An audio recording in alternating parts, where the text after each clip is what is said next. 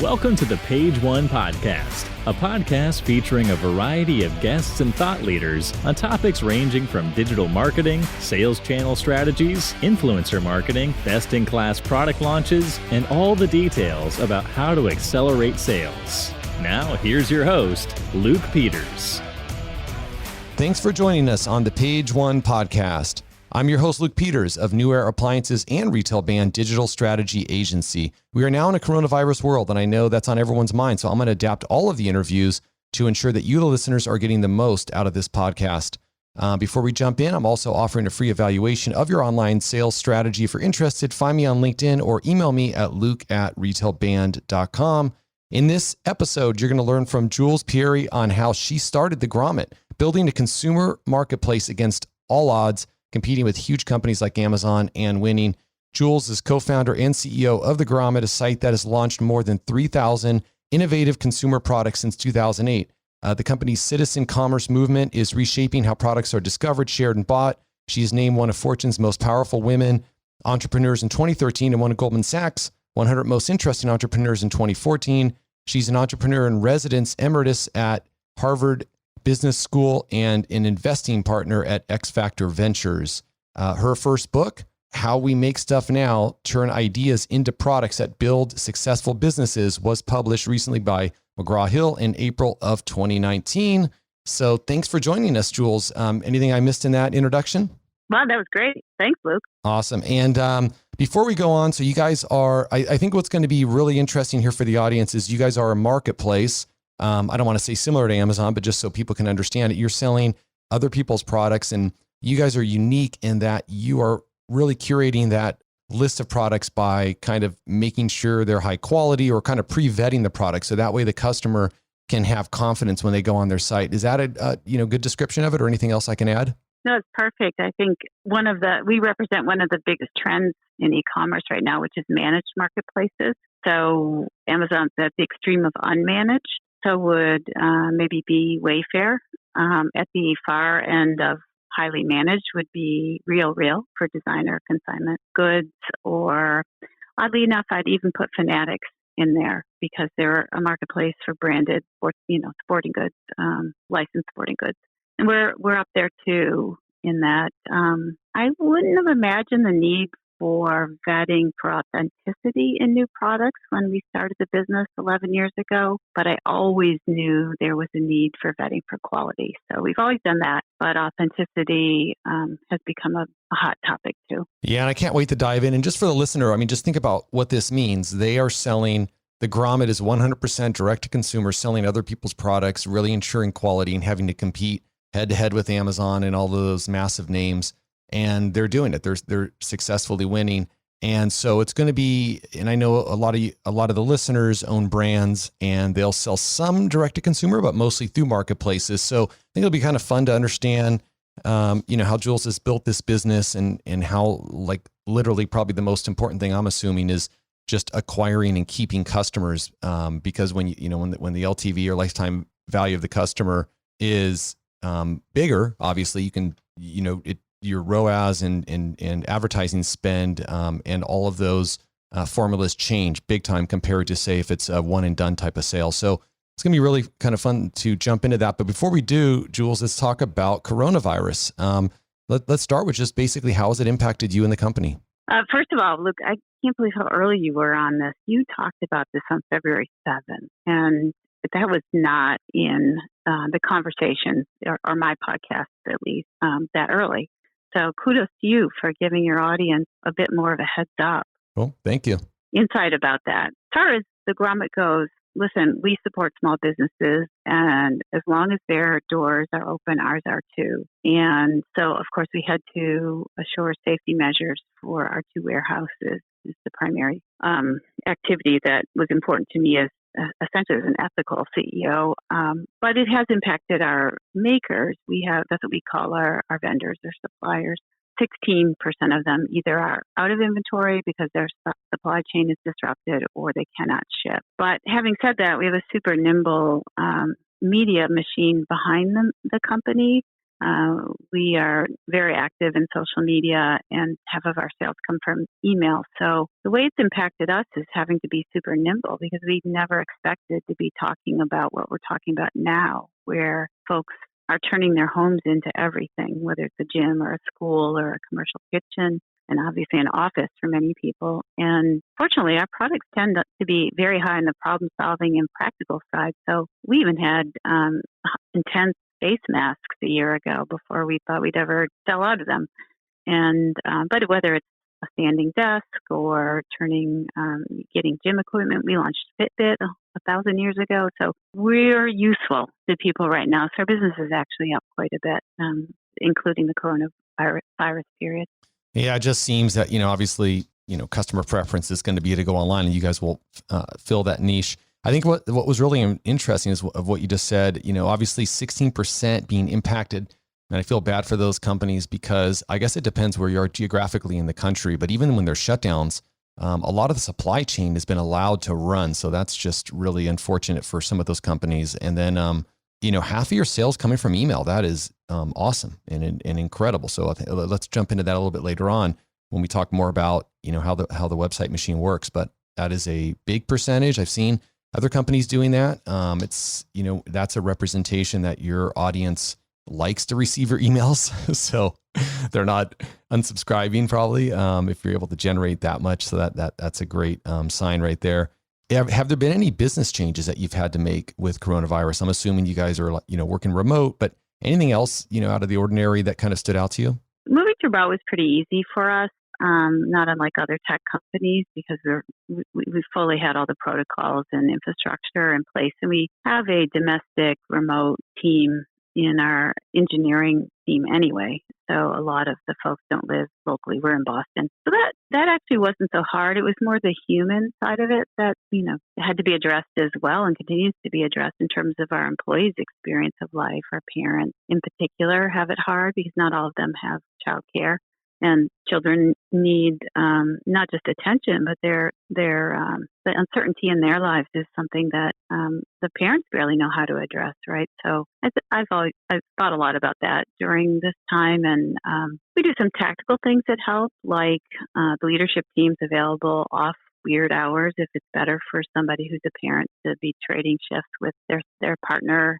We have, like many companies, embraced grandparents, dogs, children, cockatoos showing up on a video. That's okay. In fact, one of the VP of Ops reports to me, we have a 3:30 check-in call with the leadership team on Fridays. And it's a little bit more social, honestly, just like kind of starting to close out the week. And he always brings his little baby, right? Because we want to see her. She cheers us up. That is cute. So you guys, and this is interesting, and literally I ask so many people this because I want to learn from them. But as far as the frequency of calls, it sounds like you have that one main 3:30 leadership check-in. And I'm asking this just because, when everybody's at the office, you can just hop in and say hi to people, or, you probably have your weekly one-on-ones, but now it's hard because a lot of that's remote. Is there any other type of, standard weekly calls that you guys have put in place to kind of keep the culture and team unified? Great questions. So each individual team within the company has their own cadence. Some are doing a daily call. The engineering team has a daily stand-up, but that's something they've always had because of the remote team. Others might be doing, like finance and accounting is doing twice a week, kind of a stand-up call, and it's a check-in. With my own leadership team, I have the Friday 3:30 you mentioned, and then a Tuesday call that we've always had. And so those are kind of like sort of process answers, but there's the other side of it. We always have all hands meetings every 3 weeks, and we're continuing those. Those are really important. I send a daily email out to the entire team, which some people call Lifeline, whereas I used to do a weekly. And one engineer told me, well, that used to feel kind of redundant, your weekly, because I already knew everything in it, but now your daily's a lifeline. And it's because she feels like she could become disconnected when she's working with a subset of the team and can't see the rest of them. We have 2 people on our customer support team are organizing coffees with 6 people, and they mix it up, a random assortment. We have 74 people, so they take a subset of 6, and they have some volunteer hosts. So there's a regular rotation where you get invited to these randomized coffees. And those are really purely social, but really helpful. We have super active on Slack, like a lot of companies, and we opened up some new channels like, what people are cooking, and the pets channel, super active. Work from home is a new one. And we have a pool we just started to predict when the Boston restaurants would reopen. So sometimes a little bit of a competitive edge comes in as well, just to make it fun. And did a survey of some of the folks' individual reactions to the quarantine is a part of that pool. So we'll share those results. So I would say it takes a lot of thought, honestly, how to do these things. It affected somewhat of our vacation policy because people cannot take their vacations right now, and I didn't want them to worry about that. So you have to think about a lot of different things. And for me, at least in my seat, being a little bit more active and visible with that daily email. I'm very active on the Slack channels, places where I may not work with everybody in the company or mainly I don't see them. I'm pretty good about seeing most of the people in the company normally every day, at least saying hello. So this is a new thing I can do. I'm also doing a rotation where I reach out to 10 people a week and ask them how they're doing. And it's illuminating. People are pretty open. And I share how I'm doing as well, or some of my hacks to get through. So this is probably 20% of my week is doing something about this. Yeah, I'm taking notes. I really like a couple comments here that I just wanted to repeat. So I really love the idea of the randomized coffees. I think sometimes teams can get siloed, especially when they're digital, So yeah, just like you brought up, the accounting team meets and the engineering team meets. But I think it's a great idea. I'll try to see how I can implement that with New Air. But we do have a little bit of cross meetings where different groups are put in, but I still think that's really cool. And I think the size of 6 is smart. Sometimes you get too many people and especially we're using Teams, but Team, Zoom, whatever you're using, it's hard to get a word in once you get over 6 or 8 people. Yeah, that's that's a dinner party rule too. If you want a great dinner party, 6, that's where that number came from. Oh, smart. Okay. I mean, it makes total sense to me, because it's just, Zoom, what's funny is, and you guys are using Zoom, Jules? Is that what you guys are? No, we were ahead of the security concerns of this. So we implemented Google Hangouts, Cool. Yep. Several years ago. We helped them launch it, actually. We had we took over Fenway Park for an event twice, actually. I think it was 13, 14. And that was when Hangouts was being released. So we were a launch partner to them. That's awesome. I was just on one yesterday. So yeah, the Hangouts is great. We're using Teams but anyways, yeah, I like that. I like the size of 6 and then that you reach out to 10 people. I think that's great, and your team is hearing from you. So you have 74 staff total, it sounds like. And you have 2 warehouses. Where are they located? Lancaster County, Pennsylvania, and then Miraloma, California. Okay. And they're third party. We don't own them. We don't operate them. Mm-hmm. And our partner, if you will, the way we got connected to these is Chipwire, which was bought by Ingram Micro. So oh yeah, shout out to them. That Ingram Micro has been a great partner through this. Oh, I know them well. Okay, yeah, great company. So wow, that's awesome. So you're, as far as the business model goes, you don't have all of that capital cost and you're not having to operate warehouse. You're obviously working with, one of the world's number one 3PLs with Ingram. And then it sounds like your partners kind of, do you handle the Ingram contracts and then your partners kind of fit within your contracts, or do they individually? Yeah. Okay. Gotcha. So it's easier. Yeah. They draft off. We have a mix of products that we buy and own and ship, and drop ship partners, very much like Amazon or Wayfair, where we have direct and indirect shipments. Okay. Oh, so you own some of the inventory. Gotcha. Yeah. We do. Yeah. When we have high velocity products or international products companies that don't have an infrastructure in the U.S. and we want to bring them to the U.S., that's a great competitive asset to have that ready to spin up. Awesome. Okay. That's good. I think I got a good feel for the business, number of employees, and kind of the scale of the warehouses. And then something else, like I was looking, I think we'll talk about this further on, but I guess before we get to it, channel mix is a question I usually ask business owners, but it sounds like you guys are 100% direct to consumer. That's your channel. You're not also, these products aren't being sold on other channels? No, other than Ace Hardware, who's an investor in the company. So we do have kind of an express route to there are 5,000 Ace Hardware stores distributed across the U.S. and internationally. Most are in the U.S., but no, otherwise direct to consumer. Always been. Cool. And Jules, before we go on, also, what do you see as your personal strength? What's something maybe that you feel you uniquely bring to the business or industry, or what you really enjoy doing? It just kind of, I'm an industrial designer, and I'm not afraid of a blank screen or a blank piece of paper. So I like to create things. I like to make something from nothing. Good for you, though, on also being an entrepreneur, because sometimes it's hard for, experts in areas, so to say, to be able to make that jump into entrepreneurship. So that's a unique skill set.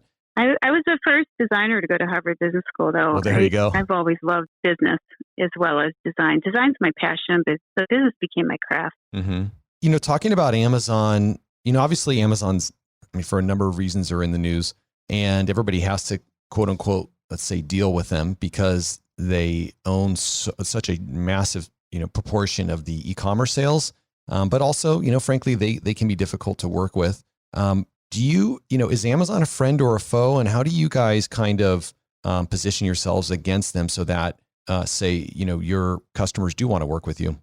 Well, our products generally being new to market or unknown, undiscovered, that's our promise in the world. We're looking at 200 to 300 products a week to launch 5 of them. So, we see sort of everything up and coming and in our categories, which are broad. And our experience is that these companies kind of do nothing on Amazon if they launch there without any kind of external marketing and awareness building. So initially, it's kind of crickets on Amazon. Nobody's searching for something they never heard of or a product that solves a problem that they've never seen solved before.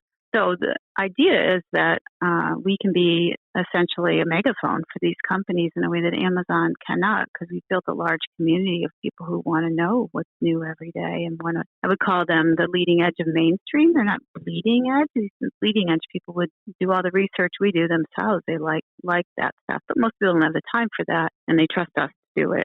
So we can definitely create credibility and move markets in a way that Amazon doesn't even aspire to. That's not their job. And where the rub comes in is if later on down the road or before we encounter a company, they start selling on Amazon, that's really disruptive for what we're trying to do sometimes, because they open themselves up to massive counterfeit and trademark risk.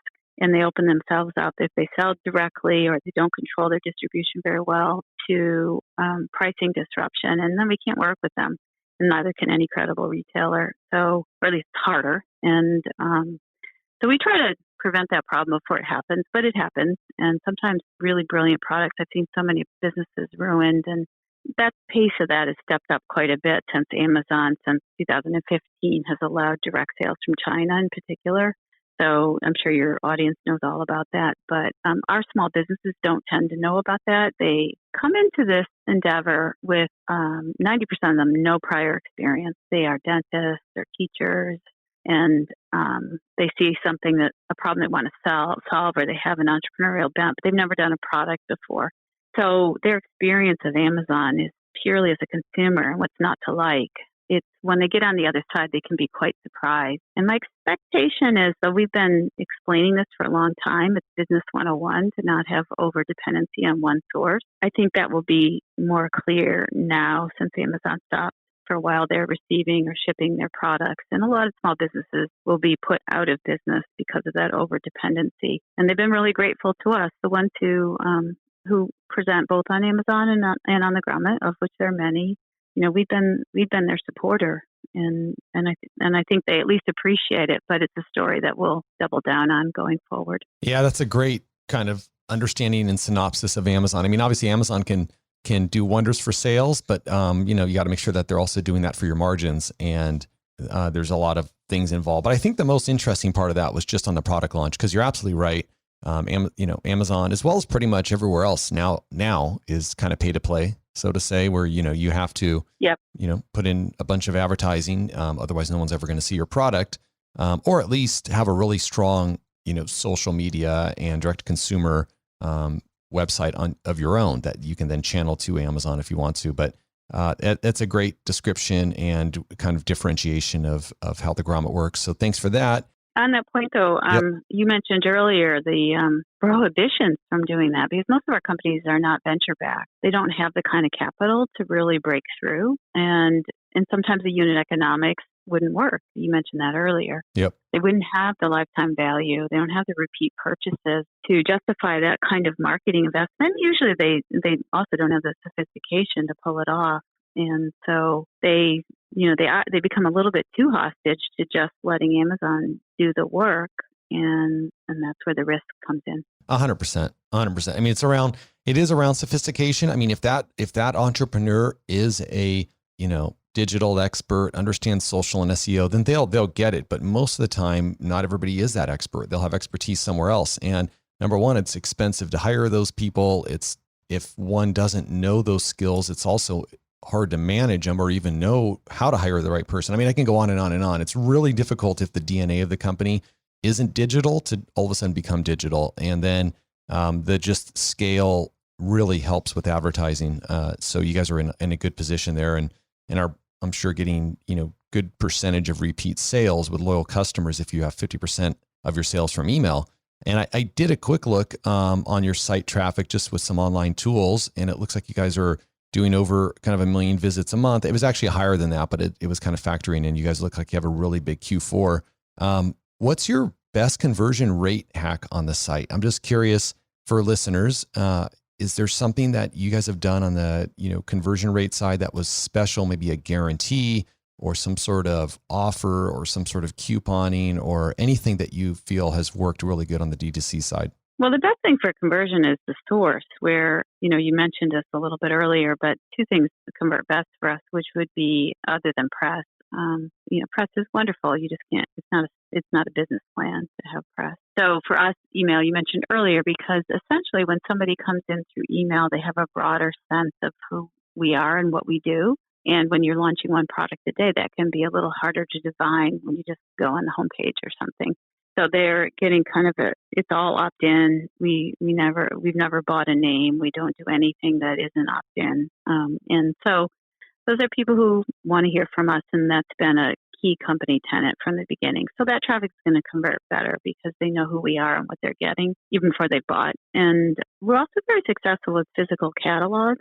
And what's kind of old is new these days, and a lot of direct-to-consumer companies are leveraging that vehicle. I think it's a couple of reasons. I don't think the catalog industry has any notion of arbitrage like the digital one does. So when it's really successful, they don't get any extra toll on it. And but on the converse, if it's not successful, they get their share. And so that dynamic will change ultimately. But right now, it's the current state. So that's been really important to us in this time period because I didn't know if people would be afraid to touch catalogs. I can tell you they're not. They're helpful to them. As far as landing on the site, we do have some promotions for new customers, but I think I don't have anything sexy. It's having the right price so that we're trustworthy. We have an open-ended return policy, which actually was just changed last year. We've always been very generous with returns.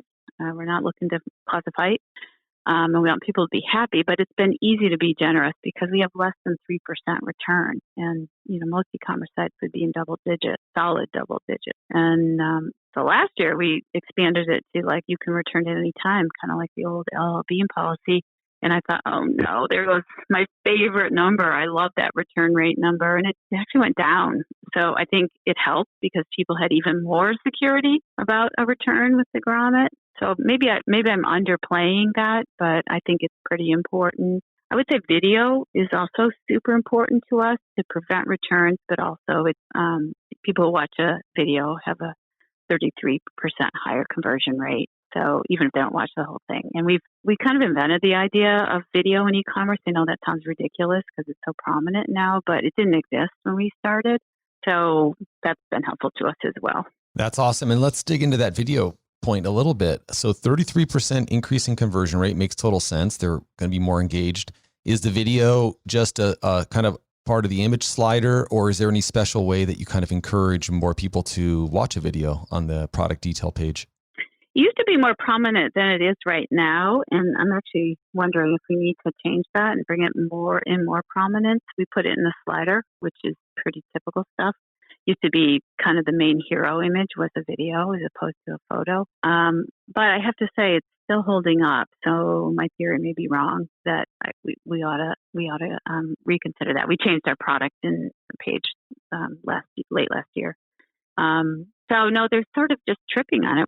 We were sort of, I mean, it sounds crude, but sort of shoving it in people's faces before because it was the first thing you saw. And I think what's helpful is the whole world's doing video, so we used to have to train them that the possibility of video was even there. This was so unusual. And so maybe we can have more confidence that people are looking for videos. You don't have to make it the first thing they see. Yeah, no, that's right. It's so ubiquitous now. What about social channels? So I looked at your Facebook. You guys had something like 450,000 followers, which is awesome. Does any one social channel stand out? I know, kind of going back in time, Facebook, at least in my opinion, and probably most people's, was a lot better a couple of years ago when it wasn't behind a paywall. And now a lot of social is. Are you able to speak to kind of what you like about social and where maybe future investments are? I always feel like whenever we pay more attention and stay on the trends in those channels, we do better. And we go in and out of how good we are at that. I'm not a big Facebook fan just for the reasons you mentioned. It used to be a great channel, and I would have never founded the company if it didn't exist. I considered it central to our success. Fortunately, it's not as central as I thought it was going to be.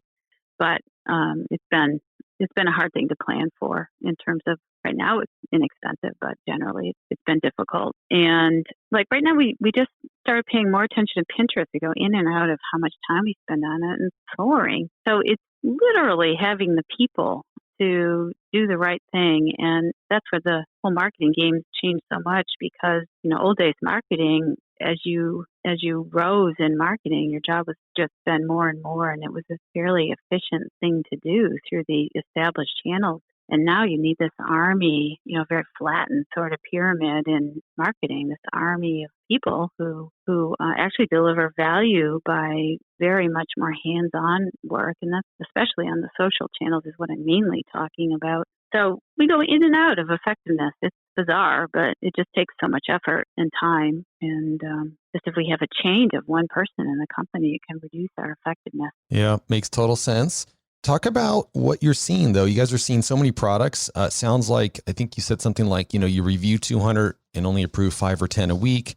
You're really picky, and you guys are getting to see a lot of trends. So what are the best consumer product opportunities right now? What type of models or trends are you seeing? Well, not a new trend, but it's one that we're particularly good at is personalization. So there's a whole bunch of types of personalization. AI personalization is something you would see in Stitch Fix. That's not what I'm talking about. I'm talking about something more basic, that I want this product to reflect me in some way. So one of our most popular products is lake art. It's a piece of art, which I would have never expected art to be even on our radar.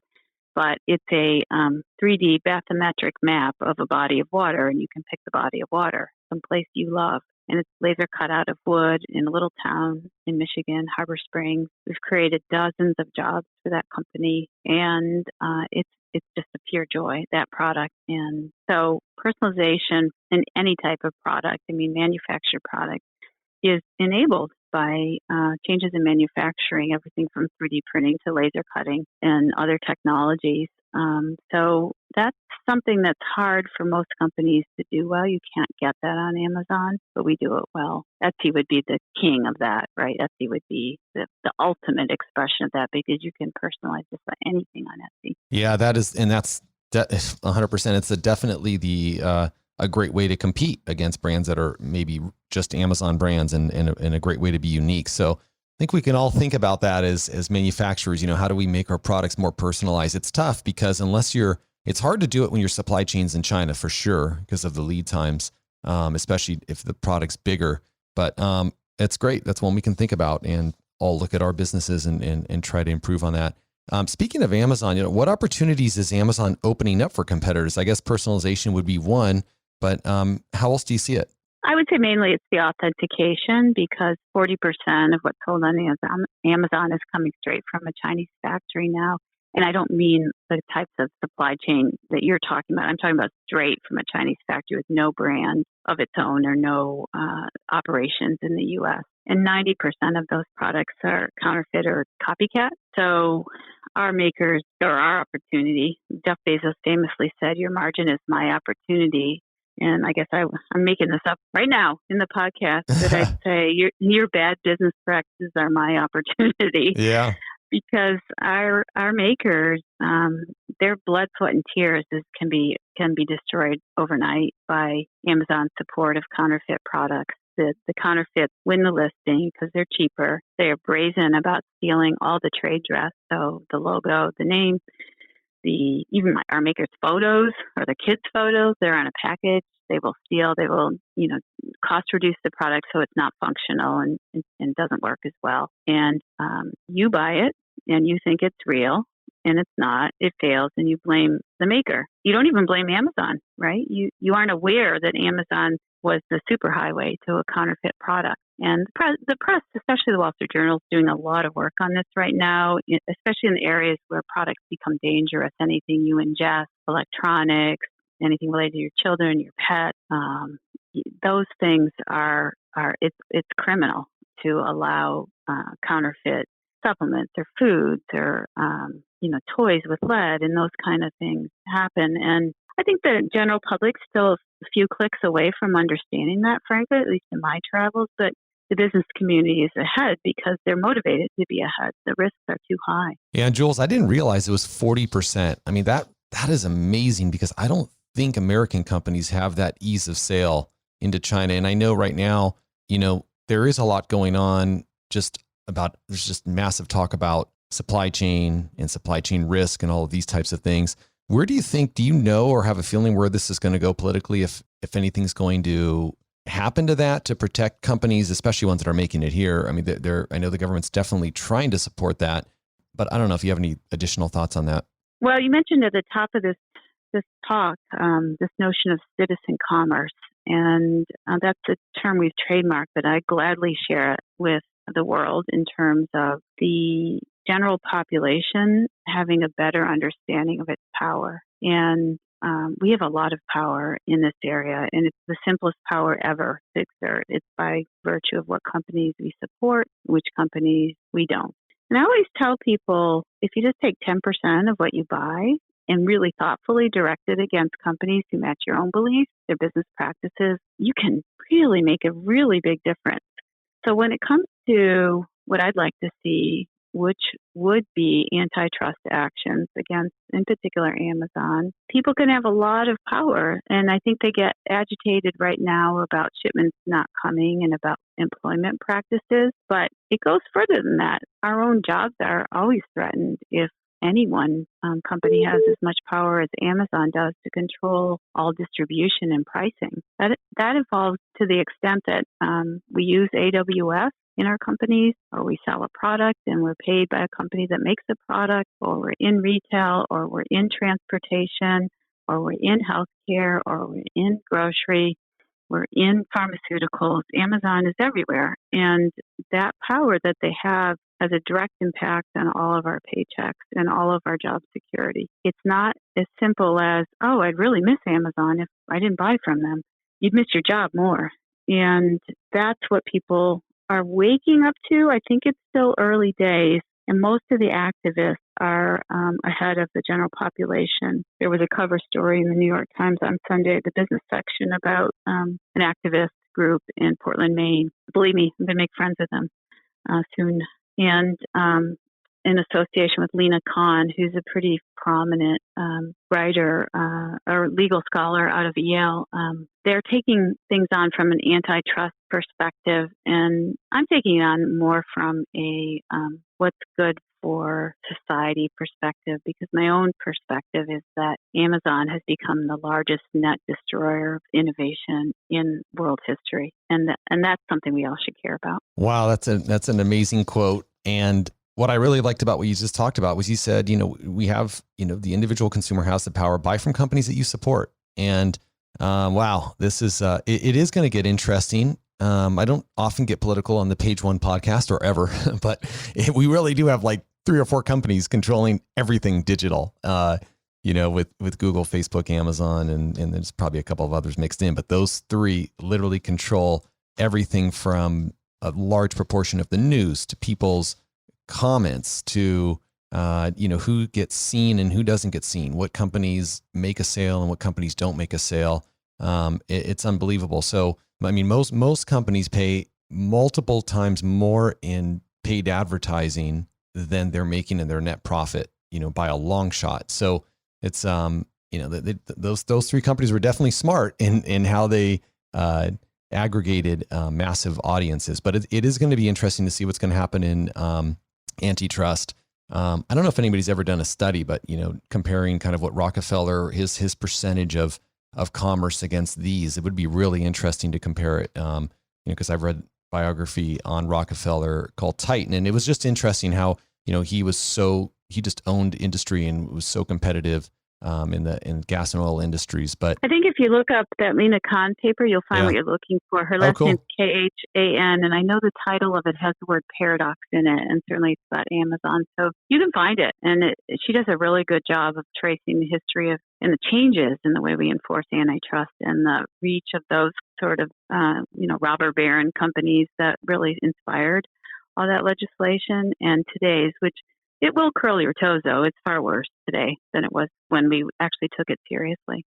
Yeah, well, I think the companies now are smarter because they have a lot of people in Washington, probably more than the in the early 1900s did. But I'm just guessing, but I'm pretty sure because anyways, there's a lot to talk. Yeah, there's a lot to talk about there. But I definitely will check that out. We will have it in our podcast notes. So just for the audience, the podcasts are listened, they're transcribed, and we have unique podcast notes. And so we'll have these things in there. And also, hopefully, a couple of cool quotes that we'd like to put in there as well. So we'll have that for you guys. Listen, this has been a really interesting talk, Jules, and we've kind of gone so many different directions. And I really support the movement that you're putting together because I think there needs to be more diversity online. And you talked about it earlier where you said, it's really dangerous when there's a high concentration of sales just from one retailer. People are seeing that now, unfortunately, with coronavirus, especially in-store retailers. They're kind of seeing it on that side. But that's how companies have to kind of protect themselves overall. So love what you guys are doing at The Grommet, and want to wish you continued success. And before I let you go, you wrote a book. Tell us about the book you wrote. Yeah, it's kind of a give back. It's called, like you said earlier, How We Make Stuff Now. And I was watching, we've worked with over 3,000 makers directly, and I've watched them all solve the same problems in isolation. Like, how do I market? How do I get packaging done? How do I pick a brand name? How do I get finance? And how do I get started? That's the biggest one. And so I wrote a book. It's a very straightforward how-to manual. I discuss the 16 things you need to rock to be good at this game and give a lot of case studies. So it's totally a give back. I just want the next generation of makers to know what the current generation already knows. And we need to make more stuff here. So I love that topic. How can folks find you or get a hold of you?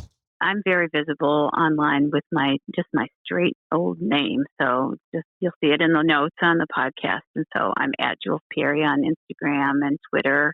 I have a blog under that same name as well. The book's easy to find. It has its own website, and recommend you buy it through Porchlight or your independent local bookstore. The one I use is Porter Square Books. There's a nice one in Hoboken, New Jersey that's doing online ordering right now called Little City Books. So you can order it directly from them. They'll ship it. It'll take about a week. They're not Amazon speed, but they'll get it to you. Great. And thanks again, Jules.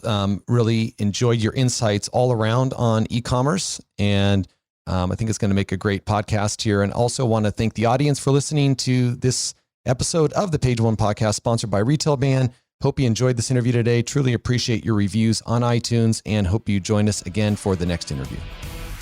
Thanks for listening to the Page One Podcast with Luke Peters. If you enjoyed this episode, please help us out by leaving us a rating on iTunes. Want to double your online sales? Check out www.retailband.com. And don't forget to join us next week with our next amazing guest.